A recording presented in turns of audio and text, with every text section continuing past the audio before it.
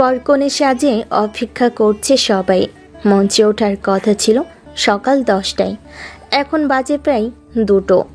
সবার মধ্যে চাপা উত্তেজনা, ফিসফাস চলছে।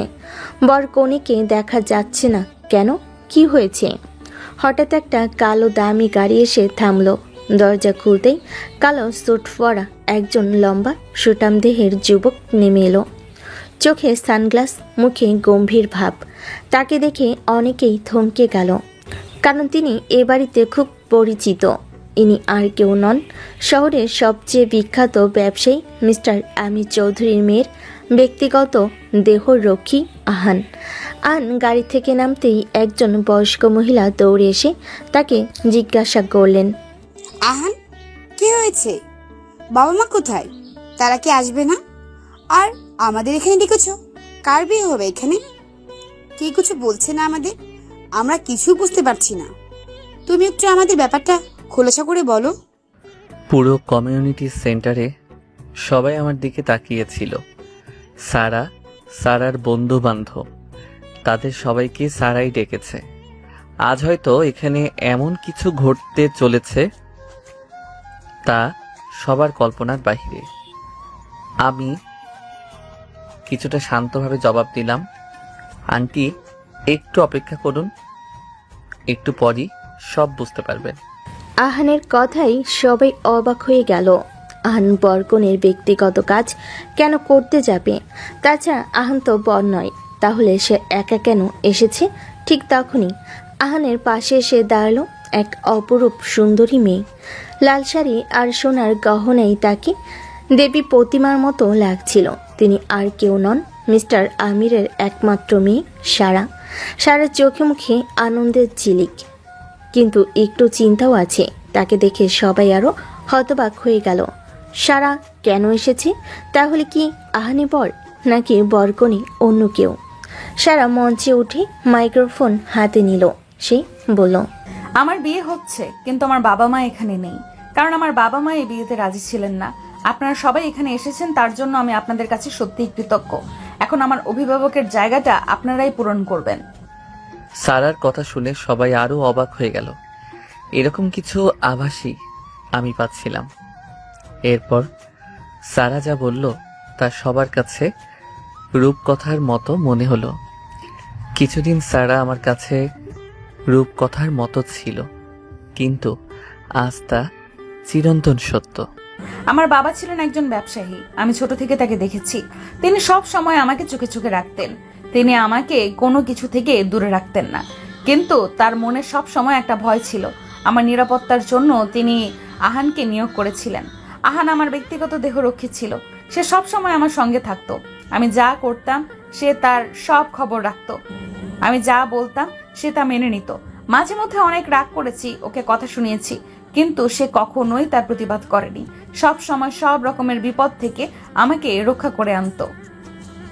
আমার জীবনে ঢাল স্বরূপ থেকেছে। আমার বাবা মা দুজনেই ব্যবসায়ী।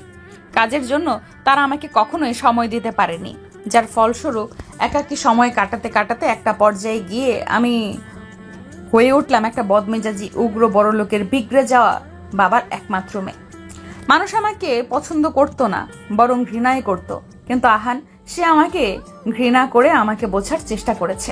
সে আমাকে ঘৃণা না করে বোঝার চেষ্টা করেছে, আমাকে শান্ত করেছে। তার উপর থেকে আমাকে সম্পর্ক শুধু একজন দেহরক্ষী আর একজন ব্যবসায়ীর মেয়ে মধ্যে সীমাবদ্ধ ছিল না। ধীরে ধীরে আমরা একে অপরের কাছে আসতে থাকি। আমি আহানের মধ্যে একজন বন্ধু, একজন অভিভাবক এবং একজন ভালোবাসার মানুষকে খুঁজে পাই। কিন্তু আমার বাবা মা এই সম্পর্ক মেনে নিতে পারছিলেন না। তারা একজন দেহরক্ষীর সঙ্গে তাদের একমাত্র মেয়ের বিয়ে দিতে রাজি ছিলেন না। তারা আমাকে বোঝানোর চেষ্টা করলেন, কিন্তু আমি আমার সিদ্ধান্তে অনড় ছিলাম। আমার বাবা মা বুঝতে পেরেছিলেন যে আমি আহানকে কতটা ভালোবাসি। তারা আহানকে আরো অনেক কথা বললেন, কিন্তু আহান আমার পাশে থেকেছে। সে আমাকে সবসময় সাহস দিয়েছে। সে আমাকে বলেছে যে সে আমার পাশে সব সময় থাকবে। আর তাই আজ আমি এখানে আমার ভালোবাসার মানুষের সঙ্গে।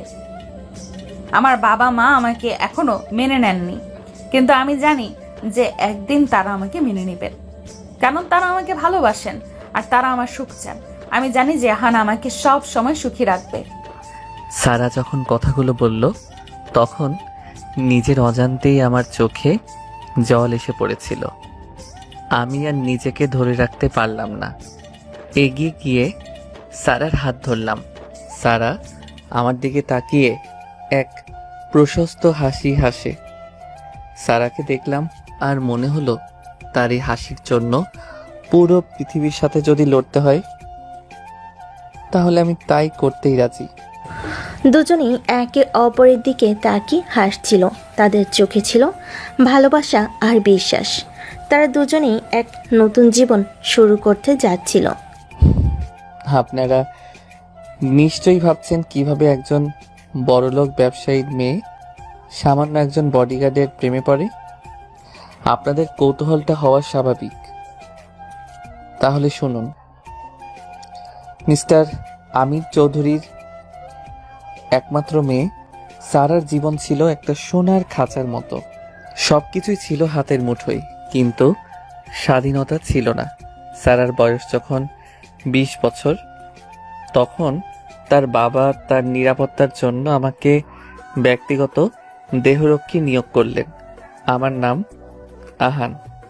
প্রথম থেকে যদিও সারা সহ্য করতে পারত না, আমার কাছে সারা নিজেকে সবসময় নজরবন্দি মনে করত। কেননা যেখানেই সারা যেত সেখানেই আমাকে ছায়ার মতো তার পিছু নিতে হতো। কলেজের ক্যান্টিনে বন্ধুদের সাথে আড্ডা হোক, শপিং মলে ঘোরাঘুরি হোক, বা গভীর রাতে বন্ধুদের সাথে লং ড্রাইভে যাওয়া হোক, আমি সবসময় তার ঢাল হয়ে তার সাথে থাকতে হতো। আর এইভাবে চলছিল আমার জীবন। তারপর একদিন সারা বন্ধুদের সাথে একটি ক্লাবে যায়। আহান ক্লাবের বাইরে গাড়িতে অপেক্ষা করছিল। সারা যখন বেরিয়ে এলো তখন তার মুখটা রাগে থমথমে। সে সোজা আহানের কাছে গিয়ে বলল, আহান, আপনি কি কোনোভাবে আমার নিঃশ্বাস গোনাও শুরু করেছেন? না মানে একটা দিন কি আমাকে ছুটি দেওয়া যায় না? আপনি তো ছুটি নেন না, আমাকে তো দিতে পারেন। আমি শান্তভাবে তার দিকে তাকালাম, চোখে কোনো ভাবান্তর নেই। এরকম কথা আমি রোজই শুনি, অভ্যস্ত হয়ে গেছি, তাই গায়ে মাখি না। উনি ওনার মতো বকবক করতে থাকে আমার উপর। আমি আমার কাজ করি ম্যাডাম। আমার কাজ আপনার নিরাপত্তার দিকে নজর রাখা। সেটার জন্য আপনার নিঃশ্বাস গোনার প্রয়োজন হলে আমি সেটাই করতে বাধ্য। নিরাপত্তা নাকি আমার জীবনের প্রতিটি পদক্ষেপকে নিয়ন্ত্রণ করা? নিরাপত্তার নামে একটা জঘন্য খেলায় নেমেছেন আপনি আর আমার বাবা। আপনি কি জানেন না আমারও ব্যক্তিগত জীবন আছে? আমি কি করছি, কোথায় যাচ্ছি, কার সাথে কথা বলছি, সবকিছুর খবর আপনাকে রাখতে হবে কেন? লোকটা আমার কথায় কোনো পাত্তা না দিয়ে গাড়ির দরজা খুলে দিল। খুলতে খুলতে বলল, ম্যাডাম, এটা আমার পেশা, তাই আপনি না চাইলেও এসবের ব্যাপারে আমার খোঁজ খবর রাখতে হবে। এটা আমার দায়িত্বের মধ্যে পড়ে। দায়িত্ব মাই ফুট, পেশা তাই না? আমার তো মনে হচ্ছে আপনি আমার জীবনের প্রতিটি মুহূর্তে গুপ্ত বৃত্তি করছেন। সারা গাড়িতে বসতে বসতে বলল, আমি জানি না বাবা কেন আপনাকে আমার পেছনে লাগিয়ে দিয়েছে। আপনার মতো একজন গম্ভীর নীরব মানুষকে নিয়ে আমি আর পারছি না। আপনি খুব অস্বাভাবিক রকমের বিরক্তি। আহান গাড়ির পেছনে সিটে বসলো। গাড়ির ইঞ্জিন চালু হলো। ম্যাডাম, আপনার বাবার নির্দেশে আমি এখানে আছি। আপনি যে কাজই করেন না কেন, যতক্ষণ তা আপনার নিরাপত্তার জন্য হুমকি স্বরূপ নয়, আমার কোনো আপত্তি নেই। সারা রাগ তখন চরম আকার ধারণ করে। রাগে ফুঁসতে ফুঁসতে সারা, আপনি কি বলতে চাইছেন? যে আমি যা করি সব ঠিক আছে? তাহলে আপনি কেন সব সময় আমার আশেপাশে থাকেন? আহান ধীরে ধীরে বলল, ম্যাডাম, যখন আপনি বন্ধুর সাথে শপিংয়ে যান, আমি হয়তো একটু দূরে থাকি। যখন পার্টিতে যান, আমি বাইরে অপেক্ষা করি। কিন্তু যখন গভীর রাতে শহরের নির্জন রাস্তা দিয়ে গাড়ি চালান, তখন আপনার নিরাপত্তা নিশ্চিত করাটা আমার দায়িত্ব। আহানের কথা শুনে সারা আর কিছু বলতে পারল না। চুপচাপ বসে রইল আর নিজের ফোন স্ক্রল করতে রইল। কিন্তু তার মাথায় চলতে থাকলো আরেক গন্ডগোলের প্রস্তুতি। সারার অনেক দিনের ইচ্ছে ছিল পাহাড় ঘুরে দেখার, কিন্তু বাবার করা আদেশ আর আহানের জন্য সে কিছুতে কিছু করে উঠতে পারছিল না। সে জানতো সে পাহাড়ে ঘুরতে গেলে তার সাথে আহান যাবেই। তবু সে সর্বোচ্চ চেষ্টা করছে যেন আহান কোনোভাবেই ট্রেকিংয়ে যেতে না পারে। ও গড, প্লিজ কাল যেন আহান কোনোভাবেও টের না পায়। ভোর না হতেই আমি ওকে রেখে দৌড়ে চলে যাব। এইবারের মতো ওর কাছ থেকে আমাকে রক্ষা করো প্লিজ। সব চাও কি পূরণ হয়? তাই সারার চাওটাও উপরওয়ালা কিছুতেই শুনল না। আগে থেকেই সারার পরিকল্পনা আন্দাজ করতে পারে।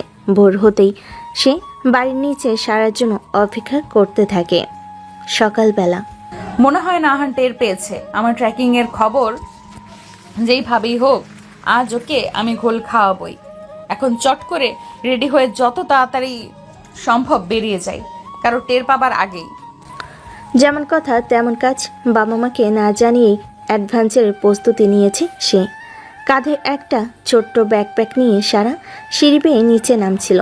মনে মনে সে এক ধরনের মুক্তি আর স্বাধীনতার আনন্দ অনুভব করছিল।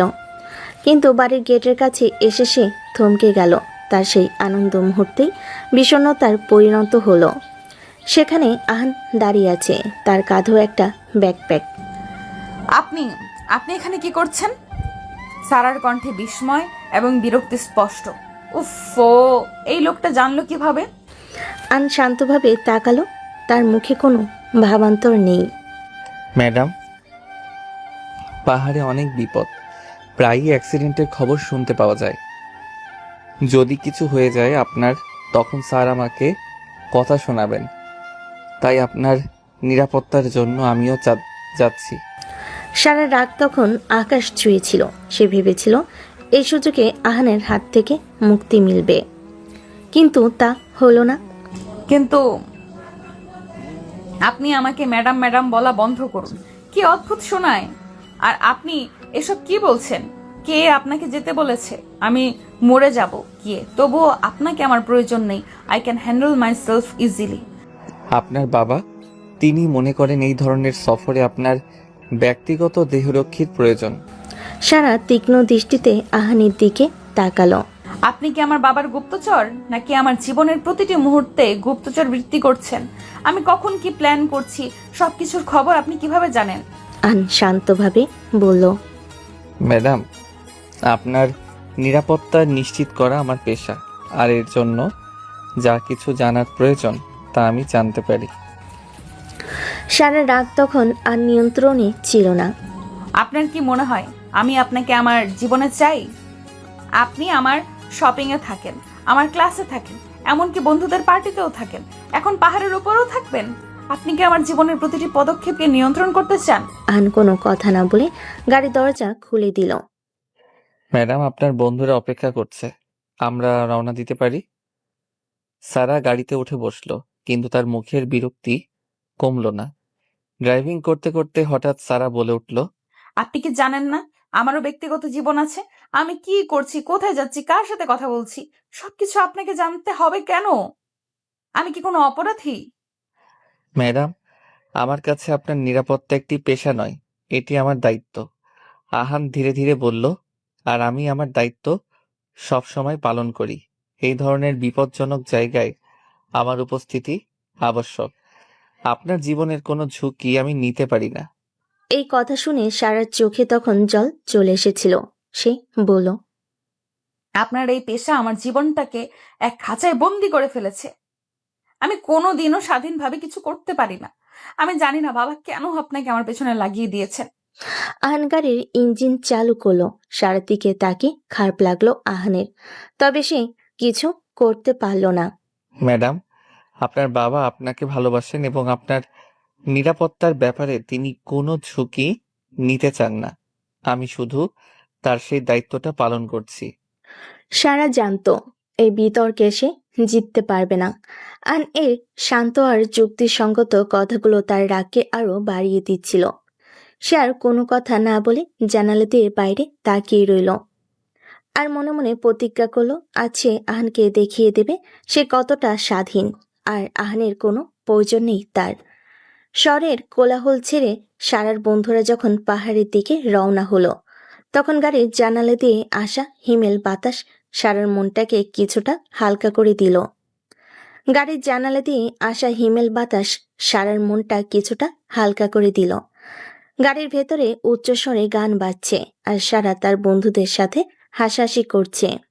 তার চোখে মুখে উচ্ছ্বাস, কারণ অবশেষে সে তার বিরক্তিকর দেহরক্ষী আহানের নাগাল থেকে একটু দূরে থাকতে পেরেছে। সে ভাবল এই পাহাড়ি রাস্তায় আহানের পক্ষে তার পিছু নেওয়া সম্ভব হবে না। কিন্তু যখন সে পিছনের আয়নায় তাকালো, দেখল আহানের কালো এসইউভিটা তাদের গাড়িকে অনুসরণ করছে। সারার মুখের হাসি মুহূর্তেই মিলিয়ে গেল। ওপরওয়ালাই জানে লোকটাকে কি দিয়ে বানিয়েছেন। লোকটা কি একটু রেস্ট নিতে ইচ্ছে করে না? সারাদিন আমার পিছু পিছু পড়ে থাকতে ভালো লাগে। বিরক্তি আর ক্ষোভে সারার ঠোঁট বেঁকে গেল। আহানের এই অবিচল অনুসরণ সারার স্বাধীনতার শেষটুকু কেড়ে নিতে চেয়েছিল। পাহাড়ের পথে হাঁটা শুরু হওয়ার পর সারার বন্ধুরা যখন গল্প গুজব আর ছবি তোলায় মগ্ন, সারা ইচ্ছে করে আমাকে এড়িয়ে চলছিল। সে দ্রুত হেঁটে সামনে চলে গেল, কখনো দুর্গম পথের দিকে চলে যাচ্ছিল। মেয়েটার মনে কি কোনো ভয় নেই? সারা আহানকে বোঝাতে চাইছিল যে সে কতটা স্বাধীন। আহান নীরব ছায়ের মতো তার পিছু নিত, তবে একটা নিরাপদ দূরত্বে বজায় রেখে। তার চোখে মুখে কোনো ক্লান্তি বা বিরক্তি ছিল না, শুধু ছিল গভীর মনোযোগ। হঠাৎ করেই পাহাড়ের আবহাওয়া বদলে গেল। আকাশের রং গাঢ় ধূসর হয়ে এলো। চারদিক কেমন যেন চুপচাপ হয়ে গেল। কিছুক্ষণের মধ্যেই শুরু হলো এক প্রবল বৃষ্টি। ঝোড়ো বাতাসের সাথে টিপ টিপ বৃষ্টি দেখতে দেখতেই তো তা মুষলধারে নামতে শুরু করলো। বন্ধুর দল ছত্রভঙ্গ হয়ে ছোট ছোট দলে ভাগ হয়ে কোনো মতে একটা আশ্রয়ের খোঁজে এদিক ওদিক ছুটতে লাগলো। পিচ্ছিল পাহাড়ি পথ আর ঘন বৃষ্টির কারণে চারপাশের দৃশ্য ঝাপসা হয়ে এলো। বৃষ্টির মধ্যে আমি খুঁজতে লাগলাম সারাকে। এই মেয়েটা বোধহয় আমার চাকরিটা খেয়েই শান্ত হবে। সারা একা একটা বড় পাথরের উপর দিয়ে হেঁটে যাচ্ছিল, যখন হঠাৎ করেই তার পা পিছলে গেল। তার বন্ধুরা তখন অনেকটাই দূরে। সারা কিছু বুঝে ওঠার আগেই পাথরের উপর থেকে সে নিচের দিকে পিছলে যাচ্ছিল। তার মনে হলো সে বুঝি শূন্যে ভাসছে। এক মুহূর্তের জন্য তার মনে হলো এই বুঝি আর কোনো উপায় নেই। তার মুখে তখন আত্মচিৎকার আর চোখের সামনে পাহাড়ের নিচের খাদ। কিন্তু পরক্ষণেই তার হাতটা শক্ত কোনো কিছুর স্পর্শ পেল। এক জোরালো টান অনুভব করল সে। ক্ষিপ্ত গতিতে ছুটে এসে এক হাতে তার কোমর জড়িয়ে ধরেছিল, অন্য হাতে একটা গাছের ডাল। সারা নিঃশ্বাস বন্ধ হয়ে গিয়েছিল। আহানের চোখ দুটো তার দিকে স্থির ছিল। তাতে কোনো ভয় ছিল না, শুধু ছিল এক ধরনের দৃঢ়তা। সে ধীরে ধীরে সারাকে উপরের দিকে টেনে আনলো। তার শরীরটা পাথরের সাথে লেগেছিল। সারার হাত পা কাঁপছিল, কিন্তু আহানের হাতের দৃঢ়তা তাকে এক ধরনের অদ্ভুত নিরাপত্তা দিচ্ছিল। আর এইভাবে আপনি নিজেকে সামলাতেন? আমি না থাকলে এক্ষুনি নিচে পড়ে যেতেন, হাড় মাংস খুঁজে পাওয়া যেত না। মুখের উপর একদম জবাব দিয়ে দিল। সত্যি তো, আহান না থাকলে আজ ভীষণ বড় একটা বিপদ ঘটে যেত, কিন্তু সেটা আমি কিছুতেই স্বীকার করব না। আপনি না থাকলে অন্য কেউ থাকতো আমার সাথে, সে নিশ্চয়ই আমাকে বাঁচিয়ে নিত।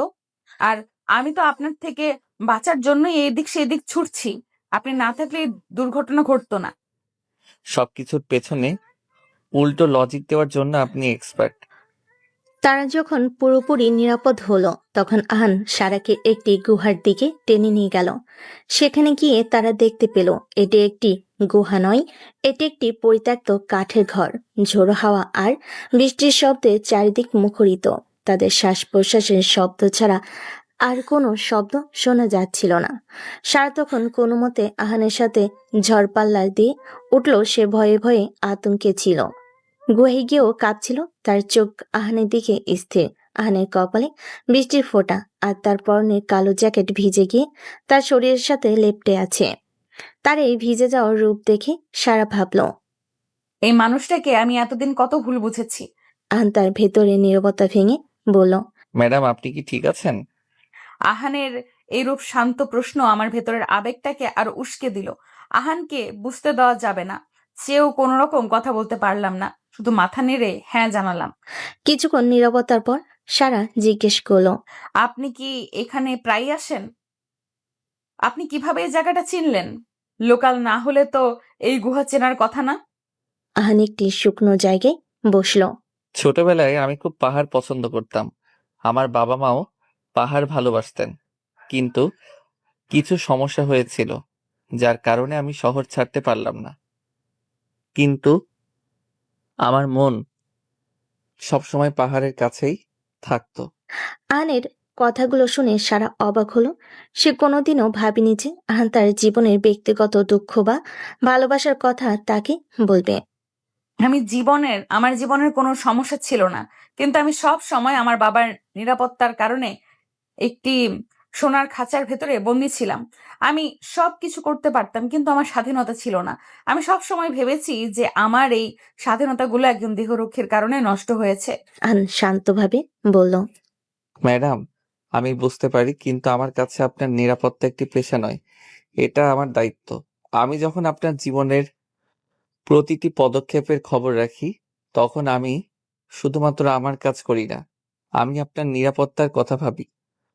আপনার জীবনের প্রতিটি মুহূর্তে আমি আপনার পাশে থাকি, কারণ আমি আপনার ভালো চাই।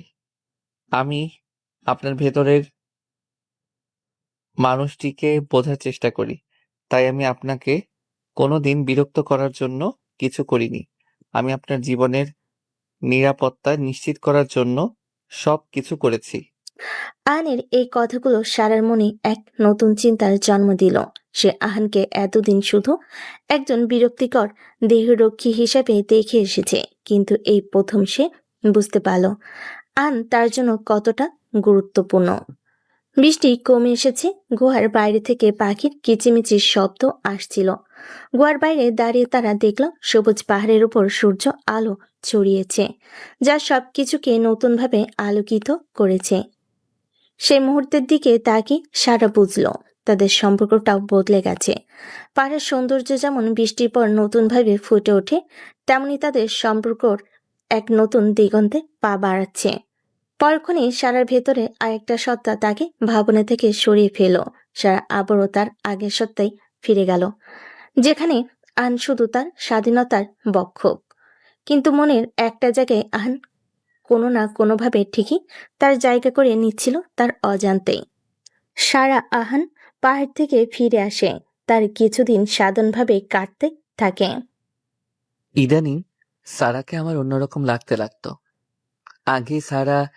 আগে আমাকে এড়িয়ে চলতো, কিন্তু এখন সে নিজেই আমাকে তার কাছে ডাকছে।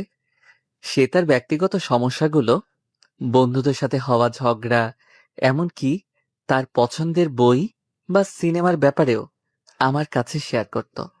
ব্যাপারটা আমি খুব হজম করতে পারছিলাম না। এই মেয়ের মাথায় কি ফোন দিয়ে আটকিয়েছে সেই ভালো জানে। আন সবসময় সারার কথা মনোযোগ দিয়ে তার কথা শুনতো এবং খুব শান্তভাবে নিজের মতামত জানাতো। তার প্রতিটি কথা ছিল যুক্তিপূর্ণ এবং গভীর, যা সারার মনকে দারুণভাবে প্রভাবিত করত। একদিন সারা তার কলেজের প্রজেক্ট নিয়ে খুব চিন্তিত ছিল। প্রজেক্টটা ছিল একটা মার্কেটিং প্ল্যান তৈরি করা, যা তার জন্য বেশ কঠিন ছিল। সে যখন তার ল্যাপটপ নিয়ে হতাশ হয়ে বসেছিল, তখন আহান এগিয়ে এলো। ম্যাডাম, কিছু সমস্যা হয়েছে? আন জিজ্ঞেস করলো। সারা দীর্ঘশ্বাস ফেলে বলল, এই প্রজেক্টটা আমাকে পাগল করে ফেলবে। আমি কিছুই বুঝতে পারছি না। আপনি চাইলে আমি আপনাকে সাহায্য করতে পারি। সারা কটাক্ষ করে বলল, আমার প্রজেক্টে?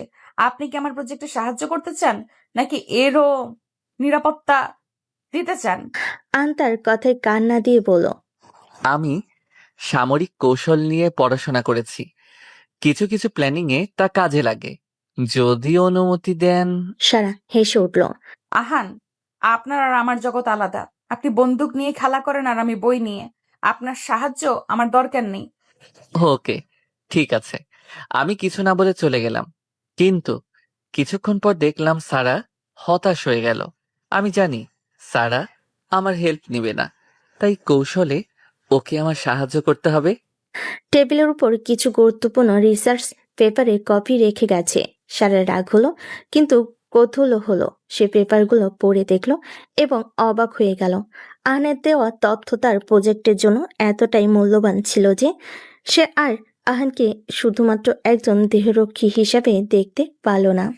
মাঝে মধ্যে সারা আমার সাথে খুব মিশছে, কথা বলছে, আবার মাঝে মধ্যে ওনার আবহাওয়া বদলে যাচ্ছে, যা আমাকে তাকে নিয়ে বেশি ভাবাচ্ছিল। দরজার আড়াল থেকে সারার খুশি দেখে যদি ভালোই লাগছিল, একদিন বিকেলে লিজা, তুই বিশ্বাস করবি না, আহানের সাথে ওই পাহাড়ের ওপর যা হয়েছে, আমি আসলে ওকে আর ঘৃণা করতে পারছি না। বুঝতেই পারছি না কি করব। কি বলছিস? যে ছেলেটাকে তুই তোর জীবনে সবচেয়ে বড় প্যারা ভাবতি, এখন তার প্রতি তোর ফিলিং চেঞ্জ হয়ে গেছে? ভাবা যায়? আরে না, ও আসলে যতটা ভাবতাম তার থেকেও বেশি বুদ্ধিমান। ঝড়ের সময়ও যেভাবে আমাকে বাঁচালো আর তারপর যা বলল, আমার মনে হলো আমি ওকে চিনি না। হুম, আমার মনে হচ্ছে তুই প্রেমে পড়েছিস। না হলে এরকম অনুভূতি আসার প্রশ্নই ওঠে না। তাছাড়া আহান কিন্তু বেশ হ্যান্ডসাম। চুপ কর, কি সব বলছিস? তোরও আমার মতো মাথা খারাপ হয়ে গেছে নিশ্চয়ই। ওর মতো একজন গম্ভীর কঠিন মানুষের প্রেমে পড়া অসম্ভব। ভাবতেই কেমন লাগছে আমার। তবে কি, তোর চোখ দেখলেই বোঝা যাচ্ছে তুই অন্য কিছু ভাবছিস। মনের কথা, মুখের কথা দুটোই ভিন্ন রে। সারার চোখে মুখে এক ধরনের বিভ্রান্তি। আমি জানি না, মনে হচ্ছে আমার আর ওর জগৎটা একদম এক নয়। এরপর এভাবেই দিন পেরোলো। কয়েকদিন পর মিস্টার আমির চৌধুরী এক বিশাল পার্টির আয়োজন করলেন। শহরের সব নামকরা ব্যবসায়ী ও তাদের ছেলেমেয়েরা সেখানে উপস্থিত ছিল। একজন পার্টিতে সারার বাবার তার জন্য একজন বিশেষ অতিথিকে আমন্ত্রণ জানিয়েছিলেন। রিশাদ একজন তরুণ, হ্যান্ডসাম ও সফল ব্যবসায়ী। তার চালচলন, কথাবার্তায় এক ধরনের আভিজাত্য ছিল যা আমির চৌধুরীকে মুগ্ধ করেছিল। পার্টিতে সারা একটি ঝলমলে গাউন পরেছিল। তার চোখে মুখে কোনো উচ্ছ্বাস ছিল না। সে জানতো এই পার্টির ভিড়ও তার উপর নজর রাখছে। হঠাৎ রিশাদ তার দিকে এগিয়ে আসে। হাই সারা, আমি রিশাদ। তোমাকে দেখতে খুব ভালো লাগছে। পুরো পার্টিতে তুমি সবার নজর কেড়ে নিয়েছো। ধন্যবাদ, আপনার সাথে পরিচিত হয়ে ভালো লাগলো। এই বেটা এখন আমার কোথা থেকে আসলো, কিভাবে মেয়েদের প্রশংসা করে বেটা সেটাও তো জানে না, আসছে ঢং করতে। হুম। রিশাদ কথার ফাঁকে সারার হাত ধরল। তোমার বাবার থেকে তোমার ব্যাপারে অনেক কিছু শুনেছি। তুমি সত্যি খুব সুন্দর। ও গড, এই ছেলেটা আমার হাত ধরে কোন আক্কেলে! একটুও কি সভ্যতা নাই? ইচ্ছে করছে মুখে একটা ঠাসিয়ে ঘুষি মারি, কিন্তু বাবার কারণে তা হয়েই উঠছিল না। ঠিক তখনই আহান তাদের দিকে এগিয়ে এলো। তার চোখে মুখে কোনো ভাবান্তর নেই। রিশাদ আহানকে দেখে কিছুটা বিরক্ত হলো। তুমি কে? হ্যাঁ, এখানে কি করছো? আমি ম্যাডামের ব্যক্তিগত দেহরক্ষী। আমার কাজ ম্যাডামের সাথে ও পাশে থাকা। রিশাদ আহানকে অবজ্ঞা করে বলল, আইসি। ও আইসি। তোমার ম্যাডামের নিরাপত্তার দরকার নেই, তুমি বরং অন্য কাজে যাও। সারার অস্বস্তি হচ্ছিল। সে দ্রুত বলল, রিশাদ, আহান এর কোনো দরকার নেই, ও থাকুক। মনে মনে। রিশাদ কোনো কথা না বলে ওর দিকে তাকালো। কি হলো? কথা কানে যায়নি? যা বললাম তা করো, যাও। বডিগার্ড হয়ে আমার সামান্য কথার অমান্য করার সাহস পাও কিভাবে, স্টেন্স? আহান কোনো কথা না বলে চলে গেল। সারা তখন নিজেকে খুব ছোট মনে হলো, আর রিশাদের প্রতি তার একটা তীব্র ঘৃণা জন্ম নিল। রিশাদ, আপনি কেন ওকে এমন ভাবে কথা বললেন? বডিগার্ড দেখি কি মানুষের সাথে ভালোভাবে কথা বলা যায় না? আমি মনে করি সব কাজই সম্মানের, আর আমাদের উচিত তাদেরকে তাদের প্রাপ্য সম্মান বুঝিয়ে দেওয়া। সারা, ও তোমার কর্মচারী। ওকে নিজের কাজ করতে দাও। আমি তোমার সাথে হাসি, তোমার যা লাগে আমাকে বলো। আমিও কিন্তু তোমার রক্ষা করতে সক্ষম। সারা রিশাদের কাছ থেকে নিজেকে সরিয়ে নিল। আমার রক্ষা আমিই করতে পারবো, আপনার আমাকে নিয়ে ভাবতে হবে না। আপনি বরং আপনার নিজের ব্যক্তিত্বের উপর কাজ করুন, সেটাই ভালো হবে। বলে সে পার্টির এক নির্জন জায়গায় চলে গেল। হঠাৎ আহান তার পাশে এসে দাঁড়ালো। আপনি এখানে কি করছেন? ঋষাদ তো আপনাকে চলে যেতে বললো। চলে যান, আমার রক্ষা আমিই করতে পারবো, আমার কাউকে দরকার নেই। আমার কাজ আপনার পাশে থাকা, অন্য কারো কথাই নয়। আপনি কেন ঋষাদের কথায় কিছু বললেন না? সে আপনাকে অপমান করলো আর আপনি কিছুই বললেন না। আপনার উচিত ছিল ওকে আমার কাছ থেকে সরিয়ে দেওয়া, কারণ আমি বিরক্তি বোধ করছিলাম। ম্যাডাম, আমার পেশা আমাকে অহংকারী হতে শেখায় না। আমার কাজ শুধু আপনার নিরাপত্তা নিশ্চিত করা। রিশাদের মতো মানুষের কথায় আমি কিছু মনে করি না। সারা আহানের দিকে তাকিয়ে রইল। সে আহানের চোখে মুখে এমন এক দৃঢ়তা দেখল যা রিশাদের মধ্যে ছিল না। আচ্ছা, আপনি কি কোনোভাবে রিশাদকে ঈর্ষা করছেন? ঈর্ষা? কেন? ওনাকে ঈর্ষা করার মতো কিছু কি ঘটেছে?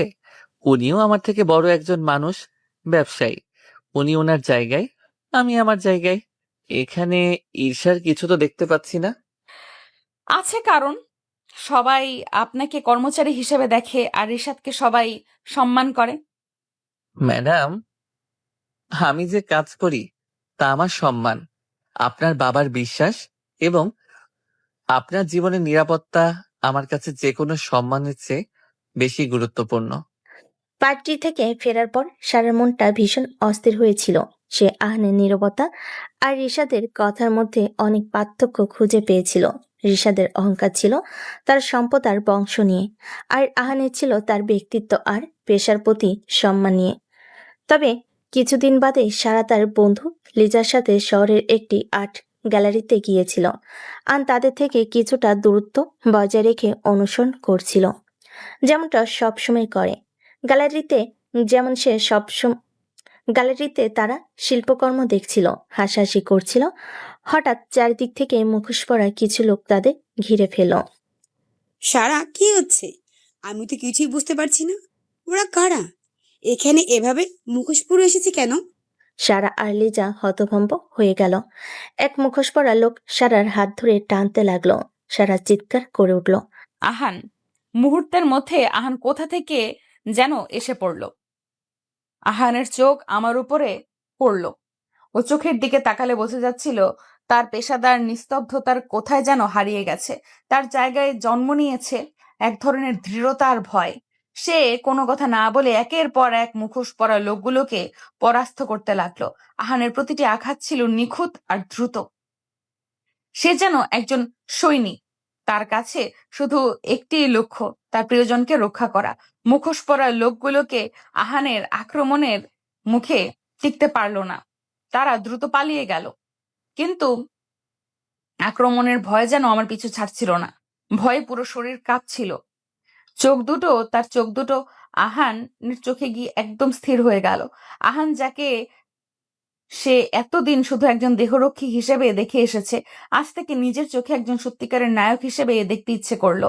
আহান আমার কাছে ছুটে এলো। তার মুখে উদ্বেগের ছাপ দেখতে পেলাম। ম্যাডাম, আপনি ঠিক আছেন? আপনার কিছু হয়নি তো? ঠিক এই ভয়ে আমি সারাদিন আপনার কাছে থাকি, পাশে থাকি। আপনি যতই বিরক্ত হন, তবুও এই ভয়ে আমি আপনাকে একা ছাড়তে পারি না। আপনি কেন বোঝেন না? আহানের কথা শুনে আমি আর চোখ শুকনো রাখতে পারলাম না। চোখ থেকে জল গড়িয়ে পড়ছিল অনবরত। নিজের অজান্তেই আহানের হাতটা শক্ত করে ধরলাম। আহানের হাতটা শক্ত আর গরম, যা সারাকে এক ধরনের নিরাপত্তা দিচ্ছিল। আমি ঠিক আছি আহান, আপনি আমাকে বাঁচিয়েছেন। লিজা তাদের দিকে তাকিয়েছিল। তার চোখে ছিল বিস্ময়। সে দেখছিল এই রূপ। আন শান্তভাবে বলল, লিজা, আমরা এখনই এখান থেকে চলে যাব। কোনো কথা নয়। আন সারাকে সাথে নিয়ে তার গাড়িতে বসল। সারা তখনও কাঁপছিল। সে আহানের দিকে তাকিয়ে বলল, আহান, আমি আপনাকে ধন্যবাদ জানাতে চাই। আহান ধীরে ধীরে সারার হাত ধরল। তার চোখে গভীর আবেগ। ম্যাডাম, আপনার জীবন আমার কাছে আমার নিজের জীবনের চেয়েও বেশি গুরুত্বপূর্ণ। আপনার কোনো ক্ষতি হলে আমি নিজেকে ক্ষমা করতে পারতাম না।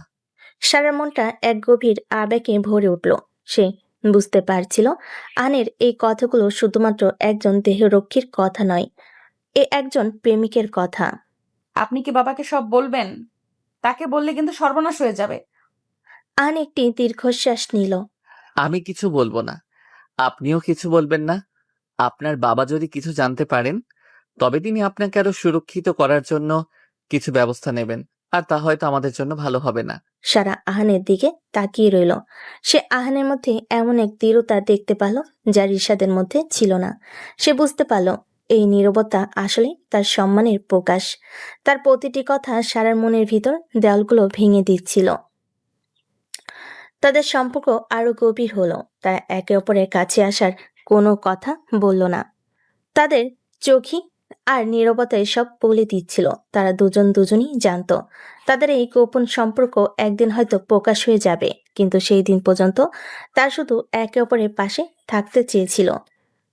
সাথে নিরাপদে বাড়ি ফেরে সারা নিরাপদে বাড়ি ফেরে আর নিজ দায়িত্বে সারাকে তার ঘর অব্দি পৌঁছে দেয়। কিন্তু রাত গভীর হওয়ার পরেও সারার চোখে কোনো ঘুম ছিল না।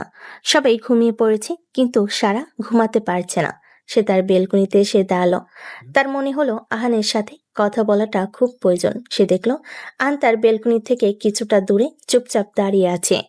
তার চোখে রাতের শহরের নিস্তব্ধতাকে দেখছে। সারা নিঃশব্দে নিচে নেমে এলো বাগানের দিকে। আহান তাকে দেখে সামান্য অবাক হলো, কিন্তু কোনো কথা বলল না। আহান, আমার ঘুম আসছে না। আপনিও কি আমার মতো নিঃসঙ্গ? ম্যাডাম, আপনি ভিতরে যান, রাত অনেক হয়েছে। আপনার নিরাপত্তা আমার কাছে সবচেয়ে গুরুত্বপূর্ণ। আপনার কি সব সময় আমার নিরাপত্তার কথাই মনে আসে? আমি মানুষ, আমারও অনুভূতি আছে, আমারও মন খারাপ হয়। আপনি কি জানেন না? বুঝতে পারেন না? আহান শান্তভাবে সারার দিকে তাকালো। জানি, আপনার প্রতিটি ছোট ছোট আবেগ, প্রতিটি পরিবর্তন আমি বুঝতে পারি।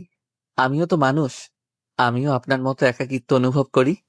সারার মনটা এক অজানা আনন্দে ভরে উঠল। এই প্রথম আহান তার মনের কথাগুলো বলল। আপনি কি কখনো কিছু স্বপ্নে দেখেছেন? কখনো কি ভেবেছেন এই কাজটা ছাড়া অন্য কিছু করবেন? একটি দীর্ঘশ্বাস নিল। চোখে এক ধরনের বিষাদ ফুটে উঠল। স্বপ্ন? ম্যাডাম, আমার মতো মানুষের জন্য স্বপ্ন এক বিলাসিতা। ছোটবেলায় আমি একজন পাইলট হতে চেয়েছিলাম। আকাশ আমার খুব প্রিয় ছিল, কিন্তু আমার পরিবারের পরিস্থিতি আমাকে এই পেশায় আসতে বাধ্য করেছে। আমি বুঝতে পারছি আহান, আমারও একই অবস্থা। আমার কোনো আর্থিক সমস্যা না থাকার পরেও কোনো স্বাধীনতা নেই জীবনে। আমি আপনার মতো একজন স্বপ্নকে বিসর্জন দিয়েছি। তার দুজন কিছুক্ষণ নীরব রইল। আহান বুঝতে পারছিল সে সারার জীবনে একটি গুরুত্বপূর্ণ অংশে পরিণত হচ্ছে। আর সারাও বুঝতে পারছিল আহানের এই গভীরতা, তার নিস্তব্ধতা আর হৃদয়ে দুর্বলতা। আহানের প্রতিটা কথা সারার হৃদয়ে এমনভাবে দাগ কাটল যে সে তার আবেগকে আর ধরে রাখতে পারল না। সে বুঝতে পারল আহানের নীরবতা আসলে তার সম্মানের প্রকাশ। তার প্রতিটা কথা সারার মনে উৎফুল্লতার সৃষ্টি করছিল, তার মনকে উথাল পাথাল করে তুলছিল। সেদিনের রাতের পর থেকে সারা এবং আহানের সম্পর্কটা এক গোপন বোঝাপড়ার মধ্যে দিয়ে যাচ্ছিল। তাদের মধ্যে আর কোনো ঝগড়া বা কটাক্ষ ছিল না। ছিল শুধু একে অপরের প্রতি গভীর শ্রদ্ধা ও গোপন আকর্ষণ। সারা তার জীবনে আহানের উপর ছেড়ে দিতে ভয় পেত না, আর আহানও তার দায়িত্বের বাইরে গিয়ে সারার প্রতিটি ছোট ছোট চাহিদার দিকে নজর রাখত। কিন্তু ভাগ্য তাদের সামনে এক কঠিন পরীক্ষা এনেছিল। তার জন্য কেউই প্রস্তুত ছিল না। মুখোশধারী হামলাকারীদের হাত থেকে বাঁচার পর সারার কাছে যেন আহান সম্পূর্ণ নতুন মানুষ হিসেবে ধরা দিল।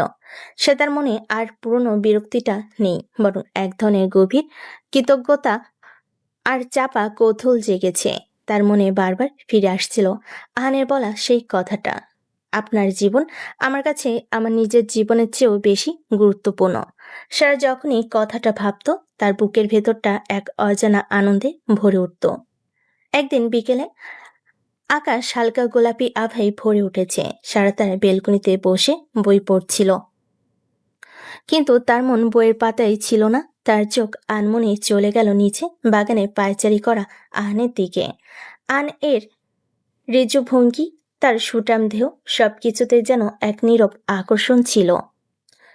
সারা দীর্ঘক্ষণ তার দিকে তাকিয়ে রইল।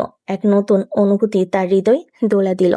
সারা মনে মনে ভাবছিল, এই মানুষটা কি সব সময় এত আকর্ষণীয় ছিল, নাকি আমি ওকে এতদিন দেখতে পাইনি? ওর পেশার পেছনে এমন একজন মানুষ লুকিয়েছিল যাকে আমি কোনোদিন চিনতেই পারিনি। আহান হঠাৎ মুখ তুলে বেলকুনির দিকে তাকালো। তাদের চোখাচোখি হলো। সারার মুখ লজ্জায় লাল হয়ে উঠল। সে তাড়াতাড়ি দৃষ্টি সরিয়ে নিল বইয়ের পাতায়। তার বুক ধক ধক করছিল। সে বুঝতে পারছিল আহান তার দিকে তাকালে সে কেন এত অপ্রস্তুত হয়ে যায়। আহানও সঙ্গে সঙ্গে দৃষ্টি নামিয়ে নিল। সে নিজের মনে ভাবছিল, ম্যাডাম কেন এইভাবে আমার দিকে তাকিয়েছিলেন? আমি কি কোনো ভুল করেছি? না, এটা আমার দায়িত্বের অংশ নয়। কিন্তু আমি যখন তার দিকে তাকালাম, কেন মনে হলো যেন পৃথিবীর সব থেকে সুন্দর দৃশ্যটা দেখছি। কিছুক্ষণ পর সারা অস্থির হয়ে নিচে বাগানে নেমে এলো। আহান তখনও সেখানেই ছিল। আকাশটা আজ খুব সুন্দর, তাই না? হ্যাঁ ম্যাডাম, আজকের আকাশটা অন্যান্য দিনের থেকে অন্যরকম লাগছে। অন্যরকম মানে? কেমন সুন্দর? সুন্দর বললে কম হয়ে যাবে, অস্বাভাবিক রকমের সুন্দর দেখাচ্ছে। আহানের কণ্ঠ স্বাভাবিক, কিন্তু তার চোখে এক ধরনের মুগ্ধতা ছিল যা সারা এড়াতে পারল না। তাদের মধ্যে নীরবতা নেমে এলো, কিন্তু সেই নীরবতা যেন হাজার কথার চেয়েও বেশি কিছু ছিল। সারা নিজের মনে, ও কেন এত শান্ত? ও কি আমার মনের কথা বুঝতে পারছে না, নাকি ও বুঝতে পারছে কিন্তু কিছু বলতে চাইছে না? আমি কি করি? আমি কি ওকে জিজ্ঞেস করি যে ও আমাকে নিয়ে কি ভাবছে? ম্যাডামের চোখ দেখে মনে হচ্ছে ও কিছু বলতে চাইছে, কিন্তু আমার পেশার কারণে আমি কিছু বলতে পারছি না। আমার মন বলছে তাকে জিজ্ঞেস করতে, তার হৃদয়ের কথা জানতে, কিন্তু আমার বিবেক আমাকে বাধা দিচ্ছে। আমি জানি এই ভালোবাসা আমাদের জন্য শুধু বিপদ বয়ে আনবে। আপনি কি কখনো কোনো কবিতা পড়েছেন আহান? কবিতা আমার জন্য নয় ম্যাডাম, আমার জগৎ কঠিন বাস্তবতার। কিন্তু কবিতাতেও তো জীবনের কথা থাকে, ভালোবাসার কথা থাকে। বলতে বলতে সারার গলা স্বর সামান্য কেঁপে গেল। আন সারার দিকে তাকালো। তার চোখে এক গভীর দৃষ্টি। কিছু অনুভূতি ভাষায় প্রকাশ করা যায় না ম্যাডাম, সেগুলো শুধু অনুভব করা যায়। সারার মনে হলো আহানের এই একটি কথা যেন তার হৃদয়ে সব জমানো কথা কেড়ে নিল। সে বুঝতে পারছিল শুধু সে একা নয়, আহানের মনেও একই ধরনের আলোড়ন সৃষ্টি হয়েছে। লজ্জায় তার মুখ আবার লাল হয়ে উঠল। অপ্রত্যাশিত সান্নিধ্য। সেই রাতে বিদ্যুৎ চলে যাওয়ায় সারা তার ঘরে একা বসেছিল। চারিদিকে ঘুটঘুটে অন্ধকার। হঠাৎ দরজায় নক করার শব্দ। কে কে ওখানে এত রাতে আমার রুমে? আবার কে আসলো? সে মুখোশধারী না তো? আমি ম্যাডাম, আপনার জন্য একটা পাওয়ার ব্যাংক এনেছি। আহানের কণ্ঠ শুনে আমার বুকে এক অদ্ভুত উত্তেজনা কাজ করলো। এত রাতে এই ঘুটঘুটে অন্ধকারে ও আমার জন্য কিছু নিয়ে এসেছে। এই চিন্তাটাই আমার মনকে অন্যরকম ভালো লাগায় ভরিয়ে দিল। আমি দ্রুত গিয়ে দরজা খুললাম। দরজা খুলতেই দেখলাম আহানের হাতে একটা ছোট পাওয়ার ব্যাংক, আর তার মোবাইলের আলো তার মুখটা আচ্ছা দেখাচ্ছিল।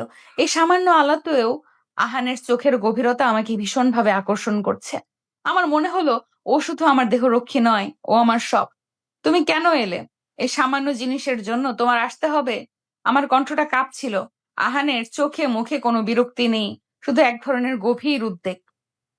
ম্যাডাম, আপনার যদি কোনো প্রয়োজন হয়, আমি নিচে থাকতে পারছিলাম না। আহানের আহানের এই কথা শুনে আমার বুকটা ধকধক করে উঠল। আমি বুঝতে পারছিলাম না এটা ওর দায়িত্ববোধ নাকি অন্য কিছু।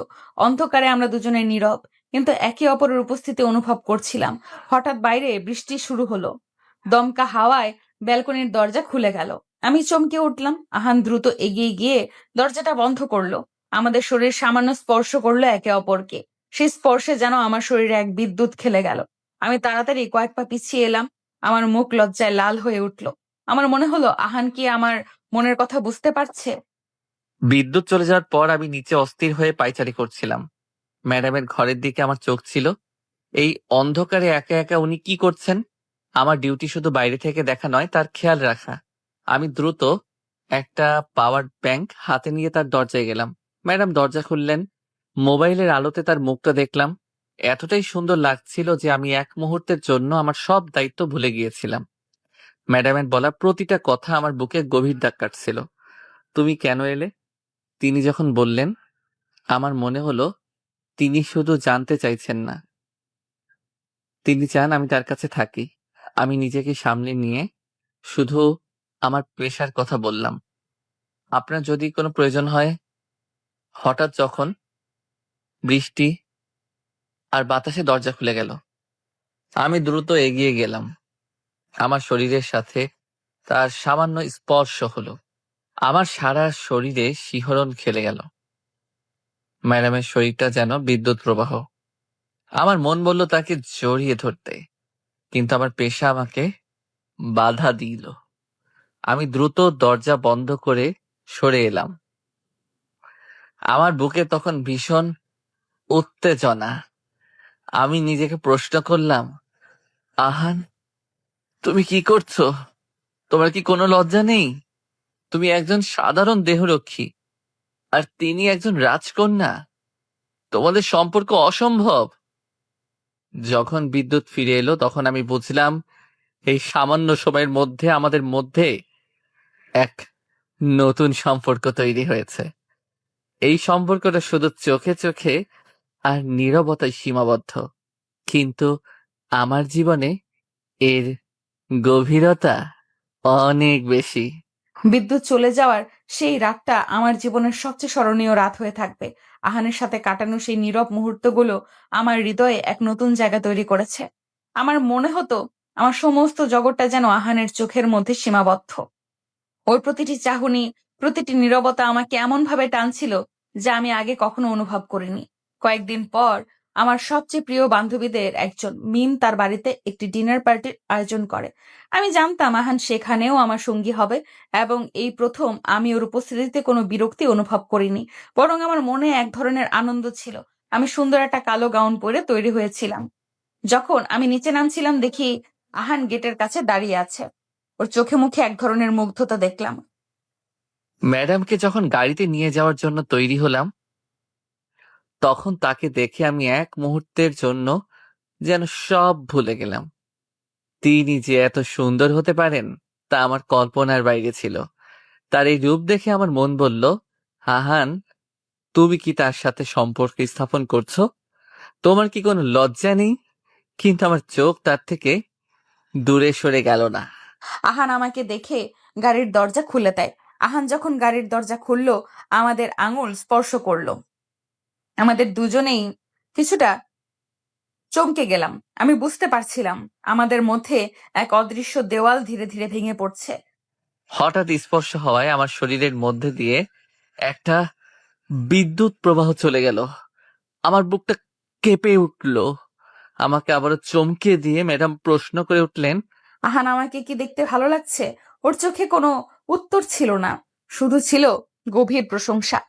আমি খুব শান্তভাবে উত্তর দিলাম, ম্যাডাম, আপনি সব সময় সুন্দর। আমার মনে হচ্ছিল এই কথাগুলো আমার পেশার বাইরের কথা, কিন্তু আমি নিজেকে ধরে রাখতে পারলাম না। আমার এই কথাগুলো শুনে তিনি কেমন লজ্জা পেলেন, যে আমার মনকে আরো বেশি আনন্দ দিল। ওর এই কথায় আমার মুখটা লজ্জায় লাল হয়ে গেল। আমি গাড়িতে বসলাম, আর আমার মনে হলো আমি শুধু একজন সাধারণ মেয়ে নই, আমি আহানের কাছে এক বিশেষ কেউ। ম্যাডাম যখন আমার পাশে বসেছিলেন তখন আমার মনে হচ্ছিল আমাদের মধ্যে কোনো পার্থক্য নেই। তিনি একজন ধনী পরিবারের মেয়ে, আর আমি একজন সাধারণ দেহরক্ষী। কিন্তু ভালোবাসার কোনো সামাজিক মর্যাদা নেই। যখন আমরা মিমের বাড়িতে পৌঁছালাম তখন ম্যাডাম আমাকে বললেন, আহান, তুমিও ভেতরে এসো। আমি অবাক হয়ে গেলাম। আমি তাকে বোঝানোর চেষ্টা করলাম, ম্যাডাম, আমার কাজ বাইরে অপেক্ষা করা। কিন্তু তিনি জোর করলেন আর বললেন, তুমি আমার ব্যক্তিগত সঙ্গী, তুমি আমার নিরাপত্তার জন্য এখানে আছো। তোমাকে বাইরে রেখে আমার তোমাকে বাইরে রেখে আমি স্বস্তিতে থাকতে পারবো না। বাধ্য হয়ে আমি তার কথা মেনে নিলাম। আমি তার পাশে গিয়ে বসলাম। তিনি আমাকে তার বন্ধুদের সাথে পরিচিত করালেন। তার বন্ধুরাও আমার প্রতি খুবই ভালো ব্যবহার করলো। আমি বুঝতে পারছিলাম ম্যাডাম আমার জন্য সবকিছু করছে যাতে আমি তার পাশে থাকতে পারি। মিমের বাড়িতে আজ আমার মনটা কেন জানি অস্থির লাগছিল। সবাই হাসছে, কথা বলছে, কিন্তু আমি নিজেকে এই কোলাহলের মাঝেও একা অনুভব করছিলাম। আমার পাশে ছিল, এটাই আমার একমাত্র স্বস্তি।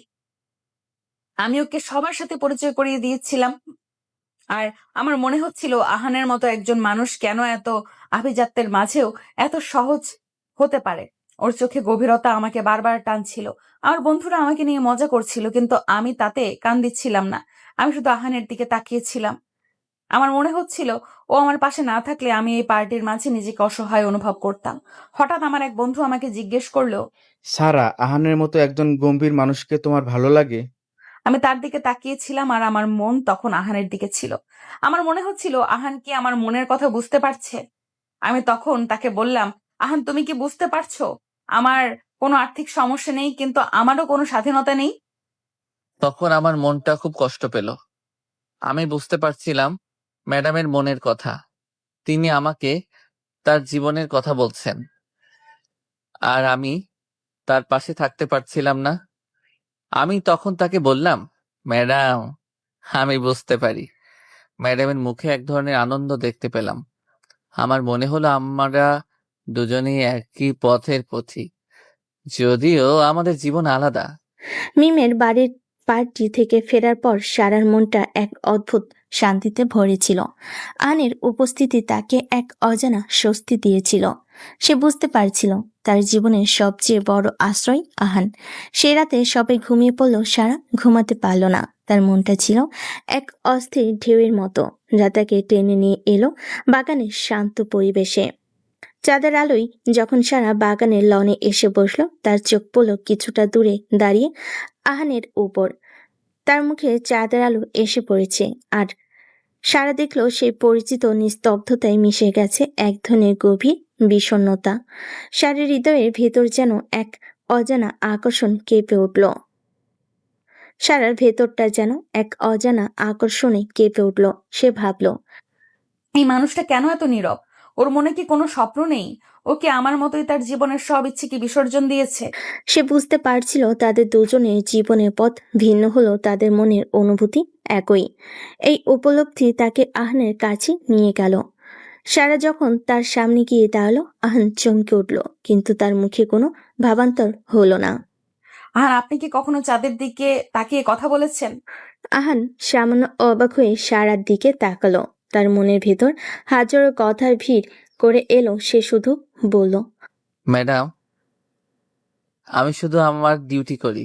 তার কণ্ঠস্বরে এক ধরনের দূরত্ব ছিল, যা সারাকে কষ্ট দিল, দমাতে পারল না। আমি বুঝতে পারছি আপনি শুধু আপনার কাজ করেন, কিন্তু আমি কি আপনার সাথে একজন সাধারণ বন্ধু হিসেবে কথা বলতে পারি না? আহানের চোখে এক ঝলক বিষাদ দেখা গেল। তার মনের ভেতরটা চিৎকার করে বলতে চাইছিল, আমি তোমার বন্ধু হতে চাই ম্যাডাম, কিন্তু আমি জানি আমার পেশা আমাকে সে সুযোগ দেয় না। সে জানে তাদের দুজনের জগৎ আলাদা। এই ভালোবাসা কোনো ভবিষ্যৎ নেই। এই ভালোবাসার কোনো ভবিষ্যৎ নেই, আছে শুধু যন্ত্রণা। ম্যাডাম, আমরা দুজন ভিন্ন জগতের মানুষ। ভালোবাসার কোনো জগৎ নেই আহান, শুধু হৃদয়ের কথা থাকে। সারার এই কথাগুলো আহানের সব প্রতিরোধ ভেঙে দিল। তার পেশাদারি সীমানা আর আবেগের বাঁধন যেন একই মুহূর্তে ভেঙে পড়ল। আহান কোনো কথা না বলে সারার দিকে স্থির দৃষ্টিতে তাকিয়ে রইল।